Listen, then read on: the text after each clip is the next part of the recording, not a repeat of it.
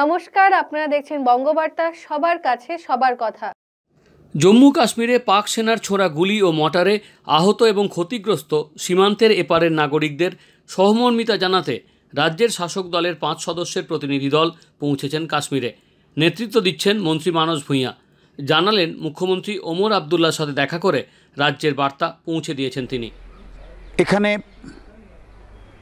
পাকিস্তান থেকে যে গোলাগুলি হয়েছে, যে আক্রমণ হয়েছে সীমান্তের ওপার থেকে, তাতে পুঞ্চে এবং রাজৌরিতে অনেকেই ক্ষতিগ্রস্ত হয়েছেন। সব সম্প্রদায়ের মানুষ, খুবই গভীর বেদনার বিষয়। তাদের সহানুভূতি জানাতে, তাদের ভালোবাসা জানাতে এবং তাদের সংগ্রাম যেভাবে তারা রক্ষা পেয়েছেন এবং 25 জন প্রায় নিহত হয়েছেন, একটি বাড়ির ভাই বোন তারাও নিহত হয়েছেন, সব সম্প্রদায়ের মানুষ নিহত হয়েছেন।